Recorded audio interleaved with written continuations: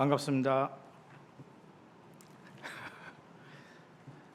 이렇게 귀한 교회에 부족한 저를 이렇게 불러주셔서 너무 감사합니다.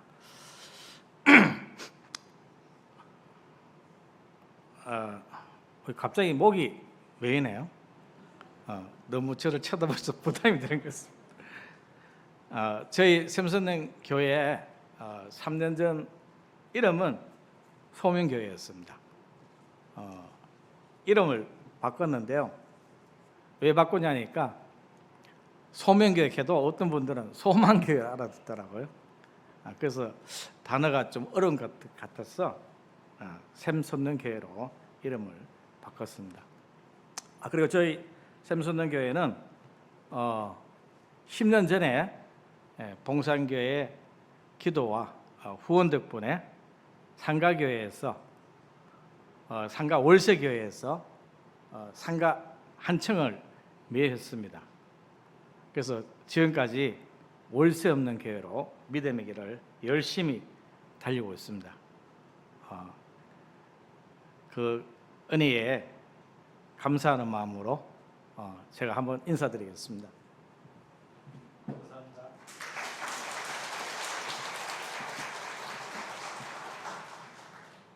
오늘 제가 준비한 설교의 제목은 은혜 아래 있자입니다. 제가 봉산교회에 설교하러 간다니까 집사람이 그렇게 이야기하더라고요. 짧게 하라고. 그분들은 척하면 삼척이라서 다 알아들으신다고. 그래서 짧게 하라고 명을 받았기에 짧게 끝내도록 하겠습니다. 들어보시면 뭐 짧게 할 수밖에 없어요. 두서도 없고 은혜도 없음을 느끼시게 될 것입니다. 오늘 본문 12절에 보면 이렇게 말씀합니다. 그러므로 너희는 제가 너희 지구 몸을 지배하지 못하게 하여 몸의 사역에 순종하지 말고. 자, 여기서 죄는 잘못을 유발하는 지배 세력을 의미합니다. 그리고 몸의 사역은 개인적이고 사사로운 욕망을 의미합니다. 우리 속에 끊임없이 올라오는 그런 욕심과 탐욕 그런 것들이죠. 열심히 신앙생활해도 때로는 한 번씩 올라오는 욱하는 그런 것들입니다. 그래서 우리가 이런 것들이 어떤가는 다 알고 있죠. 그럼에도 불구하고 우리가 다시 한번 본다면은 그 고린도서 6장 9절 10절에 보면은 음행, 우상 숭배, 간음, 탐색, 남색, 도적, 탐욕, 술 취함, 모욕, 속여 빼앗는 그런 것들입니다. 또 요한일서 2장 16절에 보면은 육신의 정욕, 안목의 정욕, 이성의 자랑들입니다. 이런 이 몸의 사역에 대해서 우리가 의식을 가지지 않으면은 이런 사역이 일어나도 사람이니까 그런 생각을 가질 수 있겠지 이렇게 생각할 수 있겠죠. 저도 신앙생활 제가 집사 생활을 이제 좀 하다가 30대 중반에 이제 신학 공부를 했습니다. 공부를 하면서 제 신앙에 변화가 하나 있었다면은 신발 정리를 잘하는 것부터 시작했습니다. 그래서 제가 열심히 다른 걸 해도 집사람부터 인정을 안 받았는데 신발 정리를 하니까 인정을 해주더라고요. 신학교를 갈라서 그런지 인간이 좀 돼 간다고 그렇게 이야기하시더라고요. 우리의 몸에 자신도 알게 모르게 이렇게 몸의 사역들이 일어나게 되면은 그게 속된 말로 인간이 덜 된 거죠.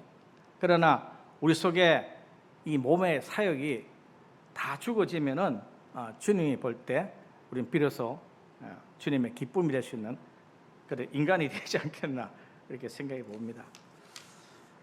저희 교회 이 강대상 구조하고 이게 좀 달라가지고 제가 또 설교할 때는 안경을 안 끼고 갑니다. 눈이 나쁘지만은 그렇게 하는데 이제 끼고 하니까 이게 조금 초점이 흐려지고 그런 것 같습니다. 자, 여기서 중요한 것은 이런 몸의 사육도 나쁘지만 이 몸의 사육을 일으키게 하는 주체인 죄의 지배 세력이 더 나쁘다는 것입니다. 자, 따라서 우리는 몸의 사육으로 인해서 내가 왜 그랬을까? 좌절, 우울, 슬퍼하기보다는 이 주체인 죄의 지배 세력을 대적해야 됩니다. 참고로 죄의 지배 세력은 우리가 잘 아는 것처럼 사탄 마귀입니다.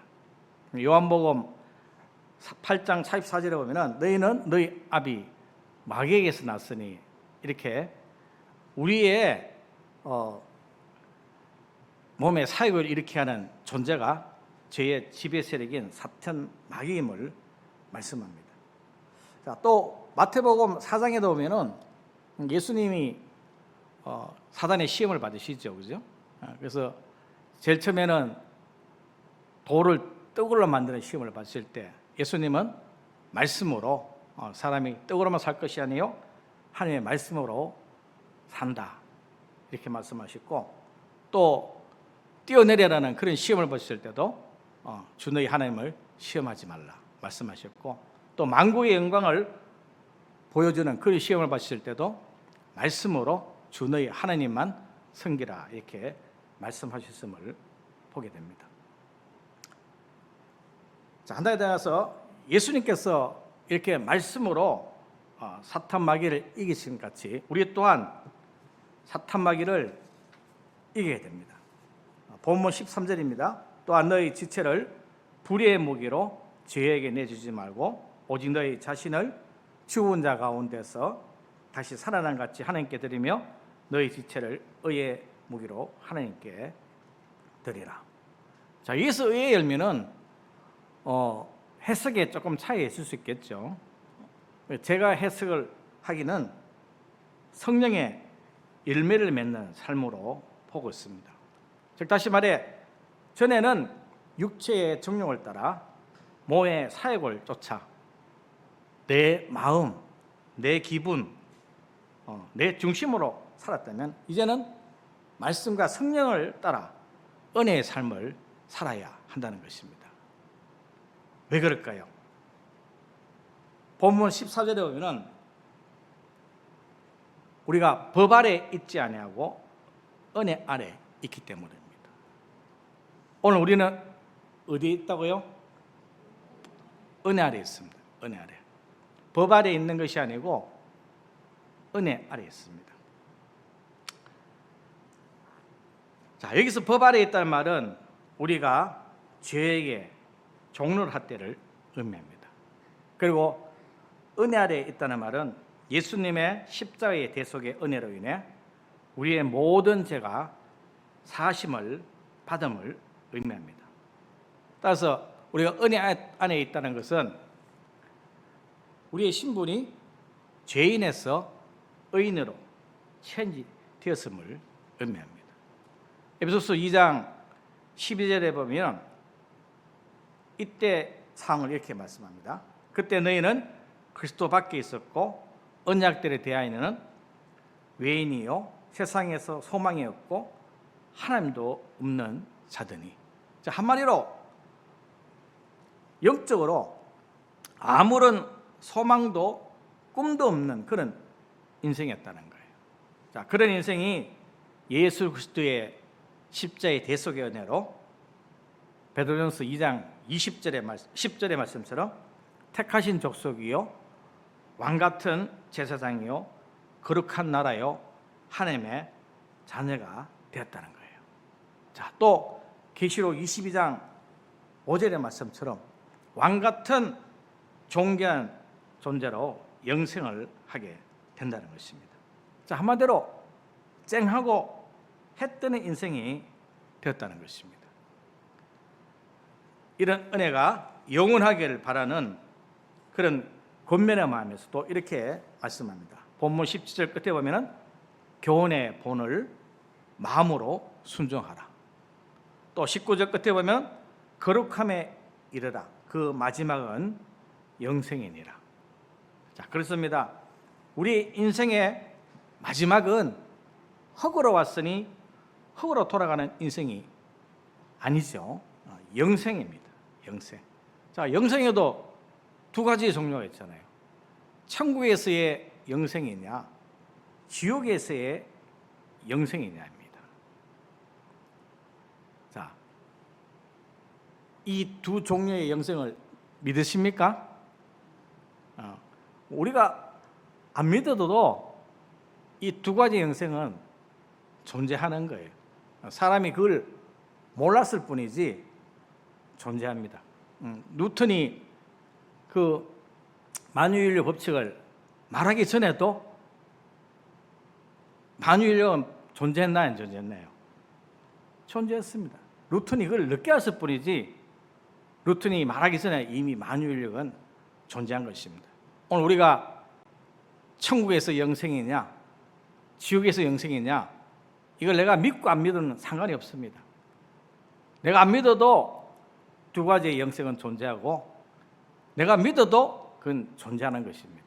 자, 그렇다면 우리는 어떤 영생을 해야 될까요? 천국에서 영생입니까? 지옥에서 영생입니까? 뜨끈한 곳을 좋아하십니까?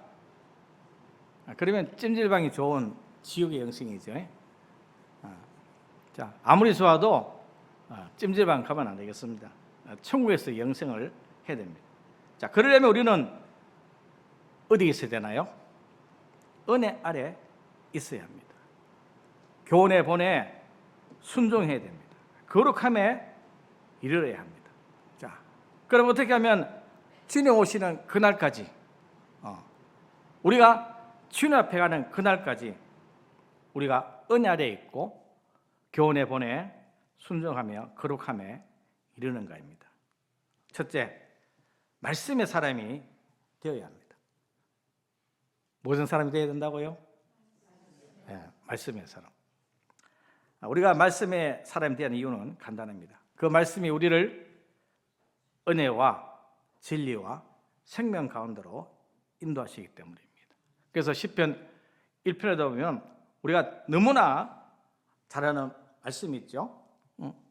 자, 이 말씀 이전에 우리가 또 한번 생각해 볼 말씀은 시편 119편 105절이죠. 거기 보면 뭐라 말씀합니까? 주의 말씀은 내 발의 등이요 내 길의 빛이다, 이렇게 말씀합니다. 즉 다시 말해 우리 인생을 복되게 하는 하늘의 생명이 예배 계시라는 것이죠. 그 예로 우리는 시편 1편의 말씀을 볼 수 있잖아요. 자, 이 말씀은 우리에게 두 종류의 삶을 소개하고 있습니다. 말씀을 따라 산 인생은 한마디로 뭐예요? 소망과 은혜와 미래가 있는 쨍하고 해 뜨는 인생이 되는 반면에 그렇지 않은 인생은 그 어떤 소망도 그 어떤 은혜도 그 어떤 미래도 없음을 보게 됩니다. 자, 그럼 우리가 어떻게 말씀의 사람이 될까요? 자, 뭐 각자 원하는 대로 하면 되죠. 말씀을 보는 걸 즐기는 사람들, 독서를 좋아하시는 분들은 열심히 말씀 읽으시면 됩니다. 이해가 잘 안 돼도 읽으시면 돼요. 읽다 보면은 하나님이 영적인 눈을 열어주셔서 그 말씀이 이해하게 되는 거예요. 그래서 저희 교회도 말씀을 읽어도 잘 읽지 않았는데 몇몇 분들이 서로 말씀을 읽으면서 카톡으로 서로의 은혜를 이렇게 내가 몇 장까지 읽었는데 이 말씀은 어떤 내용이더라 이런 걸 서로 주고받고 하다 보니까 이제는 말씀을 읽는 은혜가 느껴진답니다. 이 맛에서 말씀을 읽는구나. 그래서 말씀 읽는 분들이 좀 생겼고 또 전에는 말씀을 30번 봤다 그러면은 이제는 말씀 보는 시간이 자꾸 늘어나요. 저희 집사람도 TV 보는 시간에는 다 말씀 봐요. 한번 웃어주세요. 말씀 TV 보는 시간에는 외에는 다 말씀을 본다니. 전에는 TV를 더 많이 봤겠죠, 그죠? 그러니 이제는 말씀 읽으니까 말씀이 우리를 진짜 인도함을 느껴지는 거예요. 자, 그리고 또 뭐 옛날에 우리 그 교회 학교 다닐 때 많이 해본 게 있잖아요. 말씀 암송, 그죠? 요즘은 모르겠습니다. 옛날에 하여튼 뭐 차에도 말씀 스티커 붙여놓고 화장실도 붙여놓고 뭐 교회 행사하면은 말씀 제대로 암송하면 밥도 안 주고 막 그랬었잖아요. 그 말씀 암송을 해보는 것도 좋겠죠, 그죠? 제가 가장 멋있는 사람으로 생각하는 사람은 말씀 읽는 것도 중요하지만은 저는 암송하는 사람을 더 멋있게 보거든요. 저도 뭐 그래서 시간이 되면은 어쨌든 많이 암송을 해보려고 합니다. 때로는 한 절을 가지고 하루 종일 할 때도 있고, 또 잘 되면은 또 뭐 한 10장씩 이렇게 10절씩 그렇게 암송하려고도 하고 있습니다. 해보니까 진짜 은혜가 됩니다. 말씀이 누구예요? 예수님이시잖아요. 말씀을 암송하고 읽을 때 예수님이 어디 계세요? 우리 속에 들어오시게 되는 거죠. 그러면은 우리가 글로 표현 안 되는 그런 말할 수 없는 하나님의 은혜가 있는 줄 믿습니다. 그래서 뭐라고 표현이 안 되지만은 하나님 주시는 위로하심이 있는 거예요. 하나님 주시는 평강이 있는 거예요. 제가 소명교회 온 지 이제 한 22년 됐는데 뭐 한 10년 정도는 그런 대로 뭐 교인이 많이 올 때는 한 30명 조금 더 될 때도 그랬습니다. 그러다가 그 30명이 나갈 때는 뭐 하루치면 나가더라고요. 금방 휙 나가보더라고요. 그러니까 저희 아들이 고등학교 때인가 뭐 그쯤 되는 것 같은데 대학생인지 막 소문 내는 거예요. 우리 교회 이제 망했다고. 그렇죠. 아들을 보기에는 안 그렇겠습니까? 그 다음에 어떤 교인이 다 나와보니까 망했다고 그렇게 이야기할 수밖에 없는 거죠. 자, 그럴 때 저에게 위로가 되고 그런 게 있다면 바로 말씀이죠. 말씀. 제 안에는 늘 그렇게 생각하고 있습니다. 주님은 보배고 저는 질거리다. 우리는 질거리죠. 주님은 우리의 보배예요. 우리 속에 담겨진 보배. 그 보배는 영원하잖아요. 그 가치는 영원합니다. 그러나 질거력은 변할 수 있는 거죠. 깨질 수도 있고 더 보잘것없을 수도 있고. 그렇지만은 내 속에 계시는 부활은 진짜니까 내 속에 계시는 그 부활을 바라볼 때 때로는 그 교회 사역에 어려움 또 뭐 여러 가지 인생의 또 어려운 고난들 이런 것들이 다 내 안에 계시는 부활로 말미암아 이게 아픔들이 다 덮어지는 거죠. 그래서 그런 은혜가 있기 때문에 아들이 교회 망했다고 소문냈지만은 문을 닫지 않고 버틸 수 있는 힘이 되지 않았나 그렇게 생각됩니다. 지금은 뭐 한 어떤 날은 어떤 주일에는 뭐 한 17분 또 어떤 날은 평균 15분이 은혜롭게 예배를 드리고 있습니다. 저희 교회 참 좋습니다. 뭐가 좋은가? 첫째, 뷰가 좋습니다. 뷰가. 저희 교회 앞이 금호강 벚꽃길입니다. 그래서 늘 이 벚꽃 필 때는 벚꽃공 구경으로 이렇게 예배드리고요. 또 뭐 작은 교회 특징이 그렇잖아요. 밥상이 풍성하죠. 또 좋은 분들과 함께 예배가 드리고 있습니다. 혹시 벚꽃길 오시거든 뭐 화장실이 급하다 오시면 저희 교회 오시면 비밀번호를 알려드리겠습니다. 차도 한 잔 드시고 진짜 대한민국에서 가장 뷰가 좋은 교회입니다. 자, 이렇게 말씀이 우리 속에 있을 때 우리는 하나님의 약속을 가지게 되는 거죠. 그 하나님의 약속, 위로하심이 있기에 우리는 그 어떤 고난이 온다 할지라도 환난이 있다 할지라도 능히 이길 줄 믿습니다. 그다음 둘째는 기도의 사람이 되어야 됩니다. 그 이유는 간단합니다. 요한복음 10장 10절에 보면은 도적이 오른 것은 도둑질하고 죽이고 멸망시키는 것입니다. 자, 여기서 도적은 누구예요? 사탄 마귀를 의미합니다.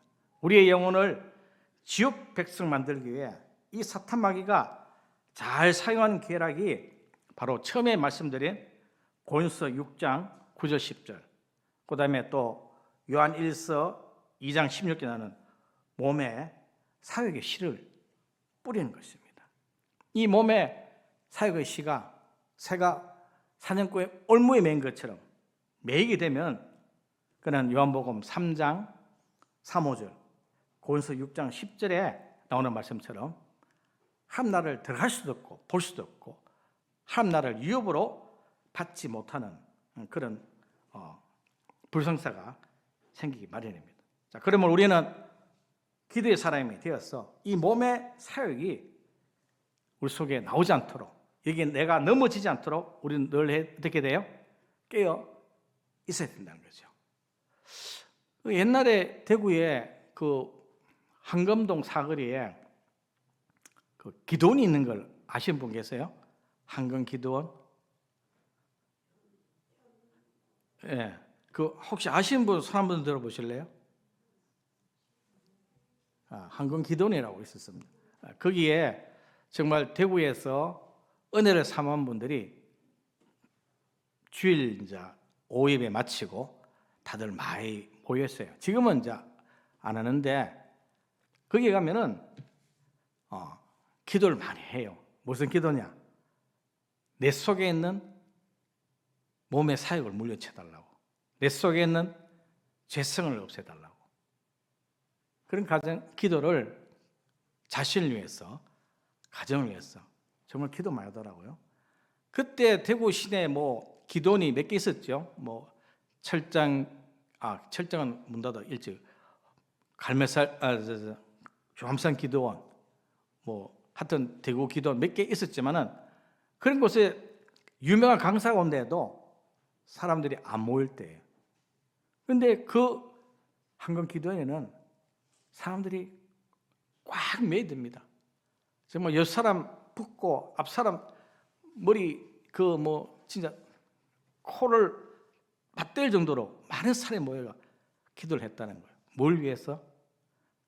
자신과 가정과 이 사회에 우리 주변에 역사는 어둠의 세력들을 이기게 해달라고, 물리치게 해달라고.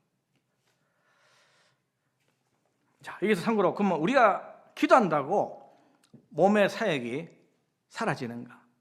미혹을 이길 수 있는가? 정답은 뭐예요?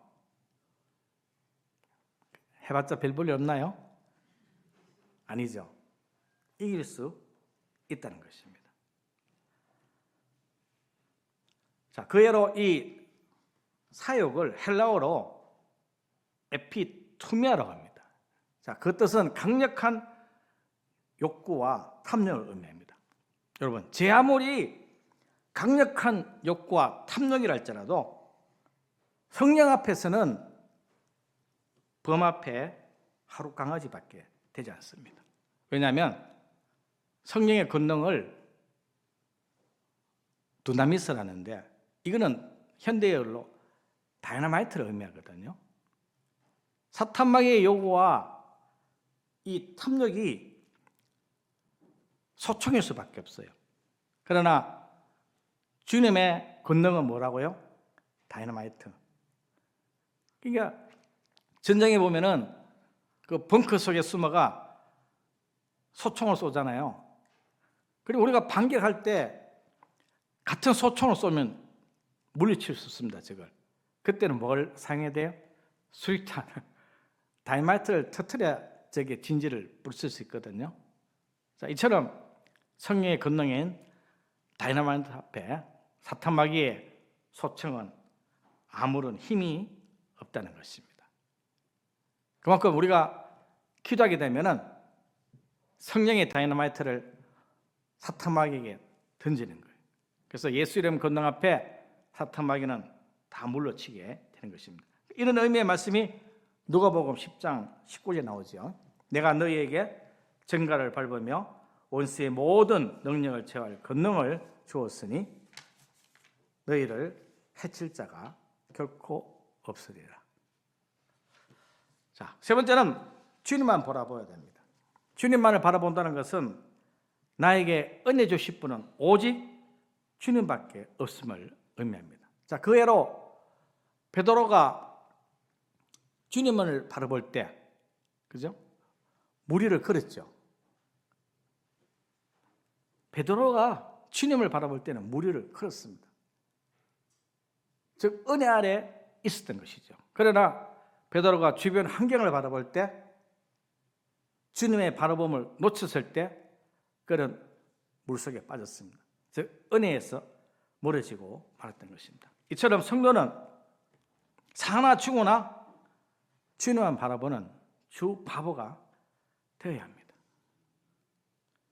자, 오늘 제 설교를 그냥 설교로 들으시면은 그냥 설교예요.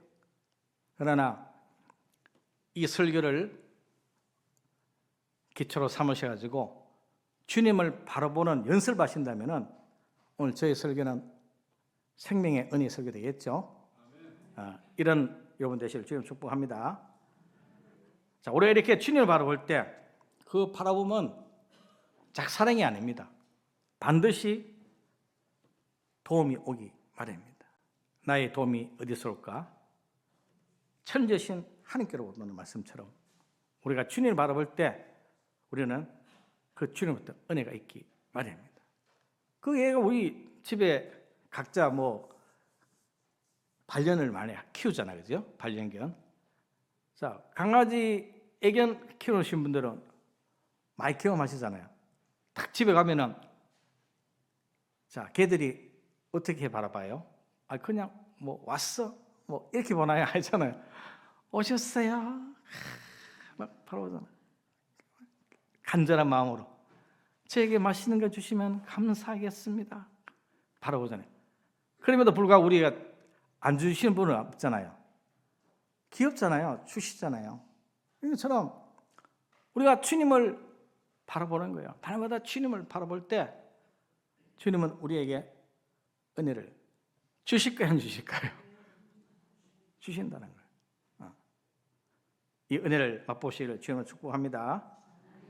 결론입니다. 지금은 은혜 받음을 할 때요, 구원의 날입니다. 이 은혜와 구원의 날에 말씀과 기도로 주님만을 바라봄으로 모든 몸의 사역을 이기고 또 늘 은혜 아래에 있는 우리가 되기를 주님의 이름으로 축복합니다. 주님 감사합니다. 부족한 종이 두서없이 주의 말씀을 전했지만 그 속에 은혜되는 말씀만 기억나게 하시고 사사로운 인간의 말이 있다면 주여 잊게 하여 주옵소서. 아무쪼록 오늘 주님 앞에 헌신의 별 드리는 제 3남들을 통하여 주님의 영광이 나타나게 하시고 귀한 교회에 귀한 주의 사역자들 동력들 다 되시도록 인도하시며 그들의 모든 가정과 하는 모든 사업에 하나님 복을 주옵소서. 감사하고 예수님 이름으로 기도했습니다. 아멘.